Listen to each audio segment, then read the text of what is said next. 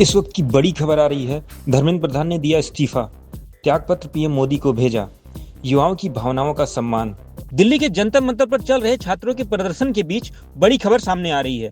जिस शिक्षा मंत्री के इस्तीफे की मांग को लेकर नीट छात्र लगातार प्रदर्शन कर रहे थे, उन्होंने आखिरकार इस्तीफा दे दिया है। शिक्षा मंत्री धर्मेंद्र प्रधान ने सोशल मीडिया प्लेटफॉर्म एक्स पर पोस्ट करते हुए लिखा कि मेरे युवा साथियों, मैं पिछले 4 दशकों से अधिक समय से छात्र, शिक्षक और शिक्षा सुधार के लिए समर्पित रहा हूँ। मेरा सदैव यह विश्वास रहा है कि एक सशक्त, समावेशी और दूरदर्शी शिक्षा व्यवस्था की सशक्त राष्ट्र की आधारशिला होती है। मैं देश की युवाओं की आकांक्षाओं, भावनाओं और उनकी नियोजित अपेक्षाओं का गहरा सम्मान करता हूं। भारत की युवा पीढ़ी के सपनों को साकार करना हम सभी के राजनीतिक एवं सामाजिक जीवन का नैतिक संकल्प रहा है। प्रधानमंत्री नरेंद्र मोदी के दूरदर्शी नेतृत्व में राष्ट्र की सेवा करने का जो अवसर मुझे प्राप्त हुआ, उसके लिए मैं प्रधानमंत्री जी का आभार प्रकट करता हूं। उन्होंने आगे लिखा कि किंतु 3 मई 2026 को हुई नीट यूजी की परीक्षा में सामने आई अनियमितता पाई गई। भारत सरकार ने इसको संज्ञान में लेते हुए जांच सीबीआई को सौंपी और परीक्षा को रद्द किया और पुनः परीक्षा की तिथि घोषित कर दी गई।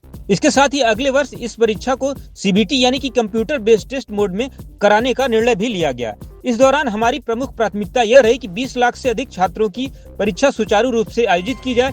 इसके लिए व्होल ऑफ गवर्नमेंट अप्रोच के तहत काम भी किया गया है। इसमें भारत सरकार के साथ राज्य सरकार, विशेषकर जिला प्रशासन की महत्वपूर्ण भूमिका रही। साथ ही छात्रों, अभिभावकों और माता पिता के सहयोग से 21 जून 2026 को यह परीक्षा पूरी की गई। धर्मेंद्र प्रधान ने आगे लिखा कि पहले ही दिन से इस पर मैंने पूरी जिम्मेदारी ली और इस परिस्थिति से कभी मुंह नहीं मोड़ा। मेरा यह संकल्प था कि हम किसी भी मेधावी छात्र की संभावना परीक्षा माफिया के कारण खराब नहीं होने देंगे, किसी भी छात्र के साथ अन्याय नहीं होने देंगे। उन्होंने लिखा, पिछले 10 सालों का घटनाक्रम देखते हुए मेरा मन काफी ज्यादा दुखी है। यह मेरे लिए व्यक्तिगत प्रतिष्ठा का विषय नहीं है।